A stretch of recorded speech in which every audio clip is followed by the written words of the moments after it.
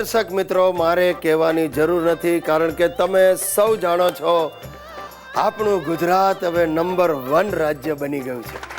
આની પાછળ ઘણા પરિબળો છે.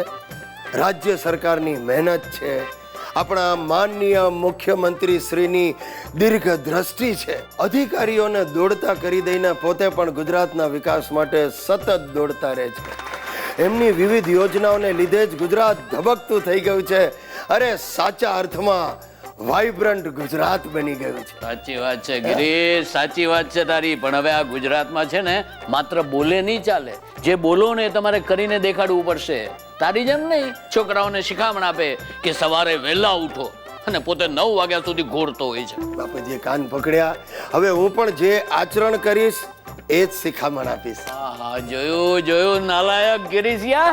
આ સીએમ સાહેબે તને કેટલો સુધારી દીધો હે, તારા જેવા આળસુ ને જાગતો કરી દીધો. અરે હવે તો આખું ગુજરાત જાગી ગયું છે. અને તને ખબર છે આ રાજ્ય સરકારે છેલ્લા 10 વર્ષમાં 2 લાખથી વધારે યુવાનોને રાજ્ય સરકારમાં નોકરી આપી છે. અને આ રાજ્યતંત્રને ધ્યાનમાં લઈને 1,15,000 નવી જગ્યાઓને મંજૂરી આપી છે. અરે બાપુજી, આમાંની 72,000 જગ્યાઓ તો ભરાઈ પણ ગઈ છે અને 1,21,000 શિક્ષા સહાયકોની નિમણૂક કરીને શિક્ષિત યુવાનોને શિક્ષણ કાર્યમાં જોડી દીધા છે. વાહ વાહ ગિરીશા, પણ આ બધું અમારા વખતમાં થયું હોત તો શું, તો તમને કેવી રીતે ફાયદો થાય? કેમ? આ બધા શિક્ષિત યુવાનો છે. અરે ચૂપ રે. છેલ્લા 10 વર્ષમાં આ સરકારે એમ્પ્લોયમેન્ટ એક્સચેન્જ દ્વારા 12.5 લાખ કરતા વધુ બેરોજગારોને રોજગારીની તક પૂરી પાડી છે. હા, મને ખબર છે. એટલે તો પાનના ગલ્લે હવે નવરી બજારો ઊભી નથી રહેતી. હા તો બરાબર છે.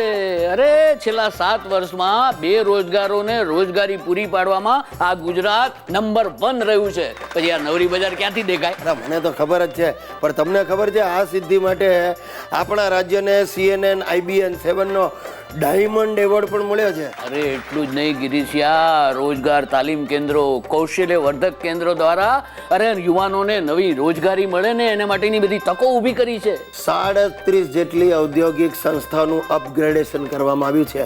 એનું પરિણામ શું? હવે આપણા રાજ્યના યુવાનીઓ કામ શોધવા બહાર નથી જતા અને આપણો વિકાસ વધવા માંડ્યો છે. વાહ વાહ વાહ, મારું ગુજરાત નંબર 1 ગુજરાત. અરે એમ નહીં, આ ગુજરાત, વાહ ગુજરાત. સાહેબ, મારી વાટ લાગી ગઈ છે. લોકોને ગ્રહો નડે પણ મને મારો સાળો શંભુ અને એની બૈરી હંસા નડી રહ્યા છે. ગઈકાલે તો હંસલીએ હદ કરી નાખી, મારી આબરૂના ભવાડા કરી નાખ્યા, એ પણ ઓફિસમાં. અરે આ રક્ષાબંધનને બાને ઓફિસમાં આવી અને એણે હંસા બ્રાન્ડ અંગ્રેજીમાં એક ભાષણ ઠોક્યું.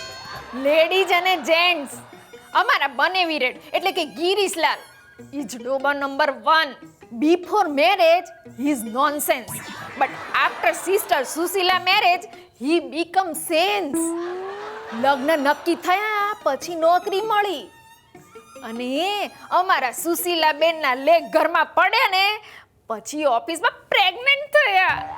અરે આ બધું સાંભળીને આખો સ્ટાફ ખી કરીને હસવા લાગ્યો.